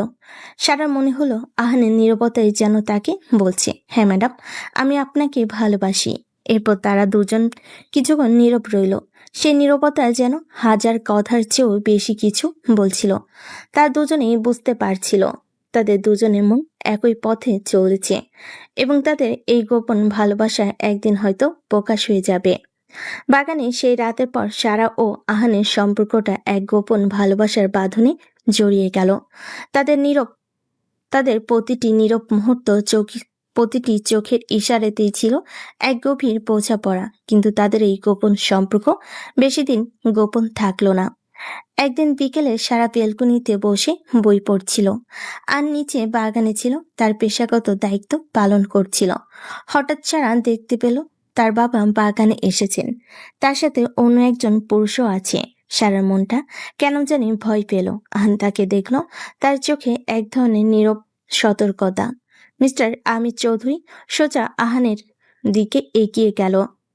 তার চোখে মুখে তীব্র ক্ষোভ। তিনি কিছু না বলে সোজা আহানের দিকে তাকালেন। আহান, তুমি কি ভাবছো? তোমার কি কোনো লজ্জা নেই? আহানের মুখের রং মুছে গেল। সে নিজেকে শক্ত করে দাঁড়ালো। তুমি আমার কর্মচারী। তোমার কাজ হলো আমার মেয়ের নিরাপত্তা নিশ্চিত করা, তার সাথে সম্পর্ক স্থাপন করা নয়। আমি তোমাকে আমার বাড়ি থেকে বের করে দেবো। সারা দ্রুত আহানের সামনে এসে দাঁড়ালো। বাবা, আপনি কি বলছেন? আহান কোনো দোষ করেনি। তাকে কেন বাড়ি থেকে বের করে দিবেন আপনি? সারা, তুমি চুপ করো। আমি জানি সে কি করেছে। আহান, তুমি আমার বাড়ি থেকে এখনই চলে যাও। তোমার আর কোনো দরকার নেই। সারা এবং আহান দুজনেই হতবাক হয়ে গেল। তাদের ভালোবাসা কি এখানেই শেষ হয়ে যাবে? আহান কি তাদের ভালোবাসা বাঁচানোর জন্য কিছু বলবে, নাকি সে নিজের পেশা এবং সম্মান রক্ষার্থে এই স্থান ত্যাগ করবে? বাবা যখন আহানকে বের করে দেওয়ার কথা বলছিল, তখন সারার মনে এক অজানা ভয় ছিল। আহানের সাথে তার ভালোবাসার গভীরতা সে বুঝতে পারছিল, কিন্তু বাবা তাদের মেনে নেবেন কিনা তা নিয়ে সে চিন্তিত ছিল। সেই রাতে সে ঘুমাতে পারল না। তার মনটা আহানের কাছে যাওয়ার জন্য অস্থির হয়ে উঠল। তারদের নিচে এক প্রতিশ্রুতি। সেদিন রাতে আমি নিঃশব্দে ব্যালকনিতে এসে দাঁড়ালাম। চারপাশে অন্ধকার, আকাশ ভরা তারা, কিন্তু আমার বুকের ভেতর কেবল একটাই আলো, আহান। আমার মনে হচ্ছিল আহান আমার জন্য সবকিছু করতে পারে, কিন্তু আমি কি তার জন্য লড়তে পারবো? আমি কি বাবাকে বোঝাতে পারবো যে আহান আমার কাছে কেবল একজন দেহরক্ষী নয়, সে আমার নিঃশ্বাস, আমার প্রাণ? দূরে তাকাতেই দেখলাম আহানও আমার দিকে তাকিয়ে আছে। তার চোখে একরাশ বিষণ্ণতা, যেন নীরব ভাষায় আমার মনের সমস্ত কথা পড়ে নিচ্ছে। আমি এগিয়ে গেলাম তার দিকে। আমাদের মধ্যে কোনো শব্দ নেই, অথচ নীরবতার ভেতরেই যেন হাজার অপ্রকাশিত অনুভূতি গুঞ্জন করছে। ম্যাডাম, আপনি কি ঠিক আছেন এত রাতে এখানে? আমি জানি না আহান, আমি ঠিক নেই। খুব ভয় হচ্ছে আমার। সে আমার হাত ধরলো, তার স্পর্শে দৃঢ়তা, আশ্বাস, যেন ঝড়ের ভেতরেও নিরাপদ আশ্রয়। আপনি কেন ভয় পাচ্ছেন? আমি আছি আপনার পাশে। আহানের তো কণ্ঠে অটল আহানের কণ্ঠে অটল প্রতিশ্রুতি। আমার চোখ ভিজে গেল। থেমে থেমে বললাম, আহান, আমার বাবাকে আমাদের মেনে নেবেন? আমাদের কি সত্যি কোনো ভবিষ্যৎ আছে? আহান কোনো উত্তর দিল না। কোনো উত্তর না দিয়েই সে আমাকে তার বুকের কাছে টেনে নিল। তার হৃদস্পন্দন যেন বলছিল, আমি আছি, আমি আছি। ম্যাডাম, আমি আপনাকে কখনো একা ছাড়বো না। আমি লড়বো আপনার জন্য, আমাদের জন্য। আপনি নিশ্চিন্তে থাকুন। তার কথা শুনে আমার ভেতরটা এক অদ্ভুত শান্তিতে ভরে গেল। আমি তার বুকে মুখ লুকিয়ে রাখলাম। মনে হলো এই পৃথিবীর সবচেয়ে নিরাপদ আশ্রয় আমার আহানের বুক। আমি সারাকে আলতো করে জড়িয়ে ধরলাম। মনে মনে বললাম, আহান, তুমি ভুল করছো। তাকে ভালোবাসা তোমার উচিত নয়। কিন্তু তার চোখের জল আমার বুক ভিজিয়ে দিচ্ছিল, যা আমাকে বারবার বুঝিয়ে দিচ্ছিল এই ভালোবাসা পাপ নয়, এই আমার সত্যি। আমি ম্যাডাম, আমি প্রতিশ্রুতি দিচ্ছি, আমি আপনার পাশে থাকবো শেষ পর্যন্ত, যা কিছুই হয়ে যাক না কেন। সেই মুহূর্তে আমি আর কিচ্ছু চাইনি, শুধু চাইছিলাম সময়টা থেমে যাক। আকাশের তারা গিয়ে আমাদের এই আলিঙ্গনকে আশীর্বাদ করুক। পরের দিন সকালবেলা বাবা পত্রিকা পড়ছিলেন, মুখে অস্বাভাবিক গাম্ভীর্য। সারা টেবিল নাস্তা সাজাচ্ছিল, কিন্তু তার হাত কাঁপছিল। বাবার দৃষ্টি বরাবর আহানের দিকে যাচ্ছিল। আহান আগের মতোই চুপচাপ দাঁড়িয়েছিল, কিন্তু ভেতরে ভেতরে সে জানতো বাবা চোখ এড়ানো এখন আর সম্ভব নয়। স্যার, আমি লক্ষ্য করছি তোমার এই দেহরক্ষীর সাথে অস্বাভাবিক ঘনিষ্ঠতা তৈরি হয়েছে। এটা কি আমার চোখ এভাবে এড়াবে ভেবেছো? কাল আমি বেশি কথা বাড়াইনি, বাসায় কাজের লোকেরা ছিল বলে। তবে মনে করো না ব্যাপারটাকে আমি এখানেই ছেড়ে দেবো। সারা থমকে গেল। তার গলায় শব্দ আটকে গেল, অথচ বাবার চোখে কঠোরতা আরো গভীর হচ্ছিল।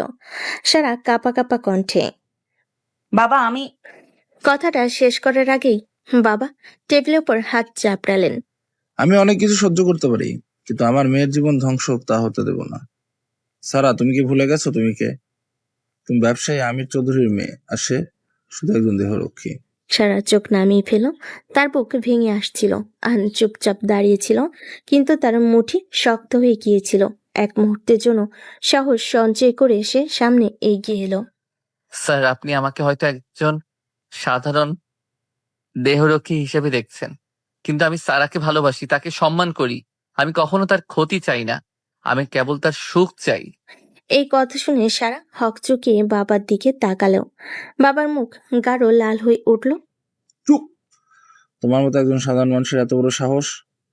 আমার মেয়ের নাম তোমার মুখে উচ্চারণ করার যোগ্যতা তোমার নেই। বাতাস থমকে গেল। সারা বাবার কথাই কেঁপে উঠল। এবার সে আর চুপ থাকলো না, চোখের জল গড়িয়ে পড়তে পড়তেই বলল, না বাবা, এভাবে বলবেন না। আহান আমার জীবনের অংশ। আমি ওকে ভালোবাসি। আমি জানি সমাজ আমাদের নিয়ে হাসবে। আপনি হয়তো মানবেন না, কিন্তু আমি তাকে ছেড়ে থাকতে পারবো না। বাবা অবাক হয়ে মেয়ের দিকে তাকালেন।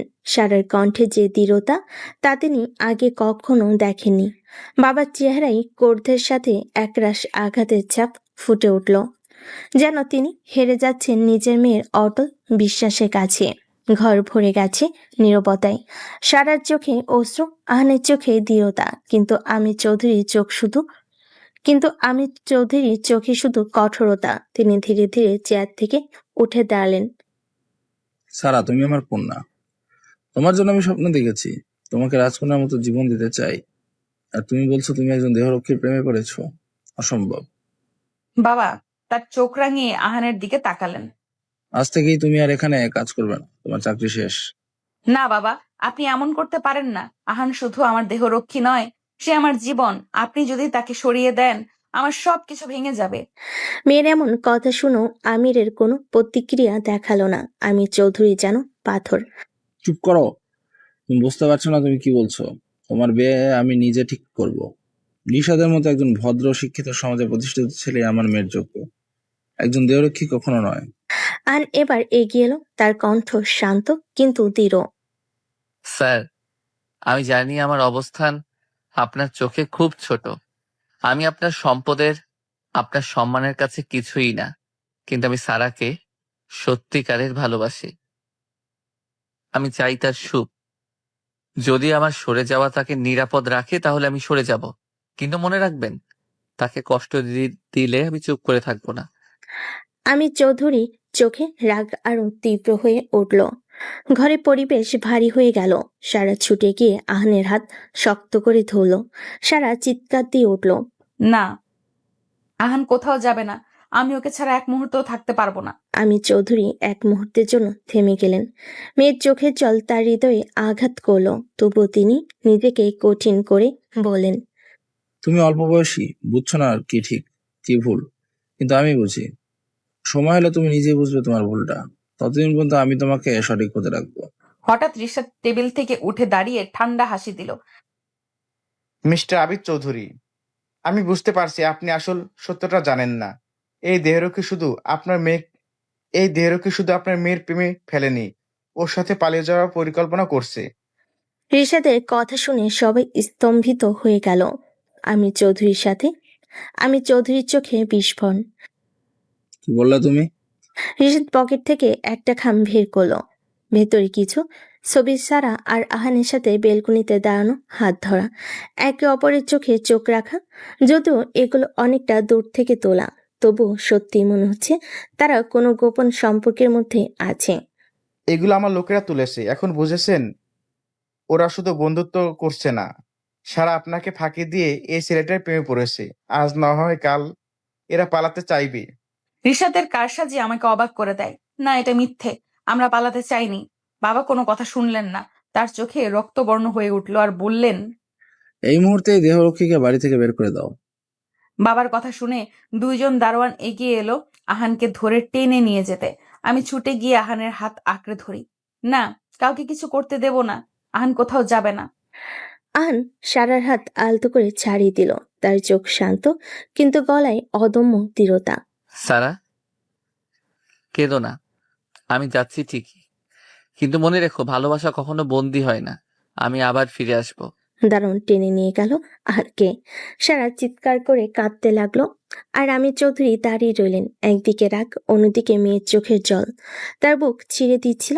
1 মাস কেটে গেছে। সারার কাছে এই 1 মাস ছিল এক অন্তহীন অন্ধকার গুহা। প্রতিদিন জানালার পাশে বসে সে শুধু অপেক্ষা করত আর ভাবতো, আহান কি ফিরবে? বাবার কঠোর চোখে ঘরে বন্দিশালায় আর রেশাদের তীক্ষ্ণ তির্যক হাসিতে তার জীবন এক দম বন্ধ করা বন্দিশালায় পরিণত হয়েছিল। কিন্তু একদিন হঠাৎই শহরে খবর ছড়িয়ে পড়ল, আহান আর আগের মতো সাধন দেহরক্ষী নেই। তাকে জোর করে বসিয়ে দেওয়া হলো। সে হার মানেনি, সে যেন নিজেকে নতুন করে গড়ে তুলেছে। দেশের সবচেয়ে নামকরা সিকিউরিটি ট্রেনিং সেন্টার থেকে সে ফিরে এসেছে একজন দক্ষ, প্রশিক্ষিত, সম্মানিত মানুষ হিসাবে। যারা 1 মাস আগে তাকে অবহেলা করত, আজ তারাই তাকে সম্মান দিয়ে দেখে। সারা খবরটা শুনেই যেন এক ঝলক তাজা বাতাসের স্পর্শ পেল। তার বুক ভরে উঠল এক অদম্য বিশ্বাসে। সে মনে মনে বলল, এটাই সেই মুহূর্ত যেটার জন্য সে এতদিন অপেক্ষা করেছে। তার আহান আর একা নয়, সে এখন এক যোদ্ধা, মুখোমুখি। সে সন্ধ্যায় শহরের বুকে এক নতুন ঝড়ে পূর্বাভাস ছিল। ভারী দৃঢ় পদক্ষেপে আহান প্রবেশ করল আমির চৌধুরী বিশাল ড্রয়িং রুমে। তার পরনে কালো স্যুট, চোখে ঝড়ের মতো দৃঢ়তা, আর শরীর জুড়ে এক নতুন আত্মবিশ্বাস। ঝাড়বাতির আলোয় ড্রয়িং রুমের সাজসজ্জা ঝলমল করছিল, কিন্তু তার ভেতরে বাতাস ছিল উত্তেজনায় ভারী। স্যার, আমি আবার এসেছি। আগেও বলেছিলাম আমি সারাকে ভালোবাসি। আজ আমি খালি হাতে আসিনি। আমি যখন একজন যোগ্য মানুষ, নিজের পায়ে দাঁড়ানো একজন, আমি প্রমাণ করতে চাই আমি তার ভবিষ্যৎ গড়ার মতো যথেষ্ট শক্তিশালী। ড্রয়িং রুম নিস্তব্ধ হয়ে গেল। এত ভারী নীরবতা যেন কখনো ছিল না। ঝাড়বাতির আলোয় আমির চৌধুরীর চোখ জ্বলজ্বল করছিল, ঠিক যেন দুটি জ্বলন্ত পাথর। তিনি ধীরে ধীরে চেয়ার থেকে উঠে দাঁড়ালেন। তার কণ্ঠ ছিল বরফের মতো ঠান্ডা, কিন্তু তীক্ষ্ণতা ছিল ছুরির মতো। তুমি যতই শক্তিশালী হও না কেন, আহান, আমার চোখে তুমি এখনো শূন্য। আমার মেয়ে একজন দেহরক্ষীর সাথে জীবন কাটাবে, এটা ভাবতেও পারি না। তোমার এই বাহ্যিক পরিবর্তন দিয়ে আমার মেয়ের সামাজিক মর্যাদা মেপে দেখার স্পর্ধা তোমার নেই। সারা যেন এক ঘোরের মধ্যে ছিল। বাবার কথা শুনে সে তাড়াহুড়ো করে ঘরে ঢুকে এলো। তার চুল এলোমেলো, চোখে রাতের ঘুমহীনতা, আর কান্নায় লাল। তার পায়ের শব্দে সারা ঘর থমকে গেল। না বাবা, আপনি ভুল বলছেন। আহান শুধু শক্তিশালী হয়নি, সে বদলে গেছে। সে দায়িত্বশীল, সাহসী, সম্মানিত। সে আমার নিরাপত্তা, আমার আশ্রয়। আমি জানি সেই আমার প্রকৃত সুখ। আমির চৌধুরী মুখ ফিরিয়ে নিলেন। তার চোখে মুখে এক ধরনের ঘৃণা। সারা, তুমি বুঝতে পারছো না। তোমার বয়স কম, আবেগ বেশি। সমাজে আমার অনেক বড় পরিচয় আছে, অনেক সম্মান আছে। তোমার এই সিদ্ধান্ত আমাকে, আমার নামকে কলঙ্কিত করবে। আমি সেটা মেনে নেব না। সারার বুক ভেঙে আসছিল। বাবার সামনে সে হাঁটু গেড়ে বসে পড়ল। তার কণ্ঠ ভেঙে যাচ্ছে, বুক কাঁপছে। তুমি যদি আমার কথা অমান্য করো, তবে আমার কাছে তুমি আর মেয়ে থাকবে না। আমি আমার সিদ্ধান্ত বদলাবো না। তোমার বিয়ে রিশাদের সাথেই হবে। কিন্তু আমির চৌধুরী পাথরের মতো কঠিন। তার চোখে কোনো মমতা নেই, আছে শুধু রাগ আর এক ধরনের অসহায়তা। এই কথাটা শুনে ঘরের বাতাস যেন ভারী সীসায় পরিণত হলো। সারার বুক ভেঙে কান্নাই ভরে উঠল। আহানের মুখে তীব্র ব্যথার ছাপ পড়ল, কিন্তু এবার সে পিছু হটল না। সে পিছু না হটে সোজা দাঁড়িয়ে বুক সোজা করে আমির চৌধুরীর চোখে চোখ রেখে বললেন, স্যার, আপনি আমাকে প্রত্যাখ্যান করতে পারেন, আমাকে ঘৃণা করতে পারেন, কিন্তু আমি স্যারের হাত ছাড়বো না। আমি প্রমাণ করব ভালোবাসা কোনো মর্যাদা দেখে না, কেবল হৃদয় দেখে।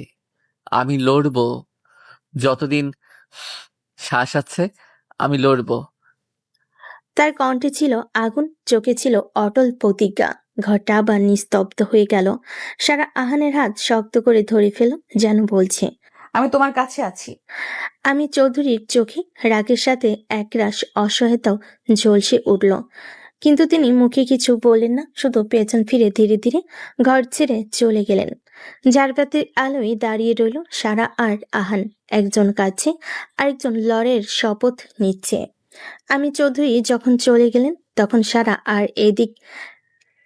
সারা আর একে অপরের দিকে তাকিয়ে রইল।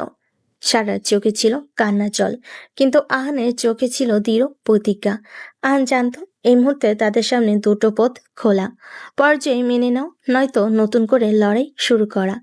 আহান সোজা সারার দিকে এগিয়ে গেল, চোখে মুখে এক ধরনের গভীর ভালোবাসা। সারা, তুমি কি আমার সাথে যাবে? আমি তোমার পাশে থাকবো, তোমার জন্য লড়াই করব। সারা কোনো কথা বলল না। তার চোখে জল, কিন্তু তার মনে এক ধরনের শান্তি। সে আহানের হাত ধরল। তার হাতে এক ধরনের দৃঢ়তা ছিল। সে আহানকে বলল, আহান, আমি তোমাকে ছেড়ে যেতে পারবো না। আমি তোমার সাথে থাকবো। তোমার জন্যই লড়াই করব। তার দুজনেই সব ভয় আর দ্বিধা দূরে সরিয়ে দিল। তারা একসাথে গেটের দিকে হাঁটা শুরু করলো। তাদের পেছনে ছিল আমি চৌধুরী বিশাল বাড়ি, তার সম্পদ আর সম্মান। কিন্তু তাদের সামনে ছিল এক নতুন জীবন, যেখানে কোনো নিয়ম ছিল না, ছিল শুধু ভালোবাসা। আমি চৌধুরী তার ড্রয়িং রুমে একা বসেছিল। তিনি জানতেন তিনি তার মেয়ের কাছ থেকে তার ভালোবাসা কেড়ে নিতে পারেননি। তিনি তার মেয়ের সুখ দেখতে চেয়েছিলেন, কিন্তু তিনি বুঝতে পারেননি যে তার মেয়ের সুখ আহানের মধ্যে ছিল। তিনি তার ভুল বুঝতে পারলেন, কিন্তু তখন অনেক দেরি হয়ে গেছে। তারা যখন বাইরে চলে এলো, তখন রাতের আকাশ পরিষ্কার ছিল। তারা দুজনেই একে অপরের দিকে তাকালো। আহান সারার হাত ধরলো, আর তারা একে অপরের দিকে তাকিয়ে হাসলো। তাদের ভালোবাসা কোনো মর্যাদা দেখে না, কেবল হৃদয় দেখে। তাদের এই ভালোবাসাই তাদের জীবনের সব থেকে বড় সম্পদ। বাবাকে ছেড়ে আসার পর সারা ও আহান নিজেদের মতো করে নতুন জীবন শুরু করার সিদ্ধান্ত নিল। তাদের বিয়েটা কোনো রাজকীয় আয়োজন ছিল না, শুধু ছিল দুজনের ভালোবাসা আর কিছু ঘনিষ্ঠ বন্ধুর উপস্থিতি। সমাজের চোখ থেকে দূরে একটি ছোট্ট সবুজ বাগানে তারা দুজনে নতুন এক জীবনের সূচনা করলো। আমার হৃদয়ে আজ কোনো ভয় নেই, শুধু এক আনন্দ আর শান্তি। আমি আজ এমন একজনকে বিয়ে করছি যাকে আমি প্রথম দিকে ঘৃণা করতাম। আমার চোখ আহানের দিকে স্থির ছিল। তার পরনে ছিল একটা সাধারণ স্যুট, কিন্তু আমার কাছে সে একজন রাজার মতো লাগছিল। তার চোখে আমি এক ধরনের মুগ্ধতা দেখলাম। আহান যখন আমার হাত ধরলো, তখন আমার শরীরটা কেঁপে উঠল। আমার হাতে এক ধরনের দৃঢ়তা ছিল, যা আমাকে নিরাপদ অনুভব করাতো। তার দিকে তাকিয়ে আমি মনে মনে বললাম, আহান, আমি তোমাকে ভালোবাসি, তুমি আমার জীবনের সবচেয়ে বড় আশ্রয়। আমাদের বিয়েতে কোনো রাজকীয় আয়োজন ছিল না, কিন্তু আমাদের ভালোবাসা ছিল পৃথিবীর সব থেকে বড় আয়োজন। আমরা একে অপরকে ভালোবাসার কথা বললাম, আর আমাদের চোখে জল ছিল। আমি যখন সারাকে বিয়ের পোশাকে দেখলাম, তখন আমার মনে হলো আমি স্বপ্ন দেখছি। এই মেয়েটিকে আমি কোনোদিন ভালোবাসার কথা বলতে পারবো তা আমি কোনোদিন ভাবিনি, কিন্তু আজ আমি তাকে আমার জীবন সঙ্গী হিসেবে পাচ্ছি। আমি তার হাত ধরলাম। তার হাতটা ঠান্ডা ছিল, কিন্তু তার চোখে আমি এক ধরনের বিশ্বাস দেখতে পেলাম সারার চোখের আনন্দ। আমার বাবা মা ছিলেন না, কিন্তু সারার উপস্থিতি আমাকে এক ধরনের শান্তি দিচ্ছিল। আমি জানি আমি তার জন্য সবকিছু করতে রাজি। আমাদের এই নতুন জীবন শুরু হচ্ছে, আর আমি জানি আমরা একে অপরকে ভালোবাসি। তাদের বিয়েতে মিস্টার আমি চৌধুরী উপস্থিত ছিলেন না, কিন্তু তাদের ভালোবাসাই ছিল তাদের সব থেকে বড় শক্তি। তারা দুজন একে অপরের সাথে জীবনের সব থেকে কঠিন মুহূর্তগুলো পার করার সিদ্ধান্ত নিল। আর তারা জানতো তাদের ভালোবাসার কোনো মর্যাদা দেখে না, কেবল হৃদয় দেখে। বাসর রাতে আমাদের বিয়েটা ছিল সাদা মাটা, কিন্তু আমাদের দুজনের ভালোবাসা ছিল তার থেকেও অনেক বেশি রঙিন। সমাজের চোখ থেকে দূরে একটি ছোট ঘর ভালোবাসার নরম আলোয় ভরেছিল। গোলাপের পাপড়ি আর মিষ্টি ফুলের গন্ধে সারা ঘরের বাতাস যেন প্রেমের গল্প বলছিল। আজ কোনো দেহরক্ষী বা কোনো ধনী পরিবারের মেয়ে ছিল না, ছিল শুধু দুজন মানুষ যারা তাদের জীবনের সবচেয়ে সুন্দর মুহূর্তটা একসাথে কাটাচ্ছে। আমার আজ সব লজ্জা যেন আহানের সামনে উধাও হয়ে গেছে। আমি ওর দিকে তাকালাম। ও বিছানার এক কোণে বসে আছে, ওর চোখে এখনো সেই পুরনো নীরবতা। আমি হাসলাম। কি ব্যাপার আহান, এখনো কি ডিউটিতে আছে? কি ব্যাপার আহান, এখনো কি ডিউটিতে আছো? এখানে কোনো বিপদ নেই, তুমি চাইলে এখন একটু হাসতে পারো। আমার কথায় আহান হাসলো। ওর হাসিটা এত সুন্দর যে আমার মনে হচ্ছিল আমি সব দেখতে পাচ্ছি। ম্যাডাম, আমি সবসময় আপনার ডিউটিতে আছি, কিন্তু আজ আমার ডিউটি একটু ভিন্ন। আজ আমার ডিউটি আপনাকে হাসি খুশি রাখা। তার কথায় আমার মনটা গলে গেল। আমি তার কাছে গেলাম, তার হাত ধরলাম। ম্যাডাম, যখন আমার দিকে তাকালেন, তখন আমার বুকের ভেতরটা কেঁপে উঠল। তার চোখগুলো যেন আমাকে জিজ্ঞেস করছিল, তুমি কি আমাকে ভালোবাসো? আমি জানি আমি তার ভালোবাসা পাওয়ার যোগ্য নই, কিন্তু তার ভালোবাসা আমাকে একজন যোগ্য মানুষ হিসেবে গড়ে তুলেছে। ম্যাডাম যখন আমার কাছে এলেন, আমার হাত ধরলেন, তখন আমার মনে হলো আমি আমার জীবনের সব থেকে সুন্দর মুহূর্তটা অনুভব করছি। আমি তাকে বললাম, সারা, আমি আপনাকে অনেক ভালোবাসি। আপনার ভালোবাসা আমাকে একজন নতুন মানুষ হিসেবে গড়ে তুলেছে। আহান, তুমি তো আমাকে কোনোদিনও বলনি যে তুমি আমাকে ভালোবাসো। তুমি শুধু আমার নিরাপত্তা নিয়ে চিন্তিত ছিলে। ভালোবাসাটা তো শুধু মুখে বলা যায় না ম্যাডাম, এটা অনুভব করতে হয়। ফিল। আমার কাছে আপনার নিরাপত্তা ছিল আমার ভালোবাসা। আহান তার দিকে তাকিয়ে হাসলো। তার চোখে আহান এক ধরনের তৃপ্তি দেখল। আহান বুঝতে পারছিল তাদের এই ভালোবাসার সম্পর্ক কোনো মর্যাদা দেখে না, কেবল হৃদয় দেখে। সারা এবং আহান মিলে তাদের নতুন জীবন শুরু করলো। তারা একে অপরের সাথে জীবনের সবথেকে কঠিন মুহূর্তগুলো পার করার সিদ্ধান্ত নিল। আর এভাবেই তারা নতুন জীবনের সূচনা করে।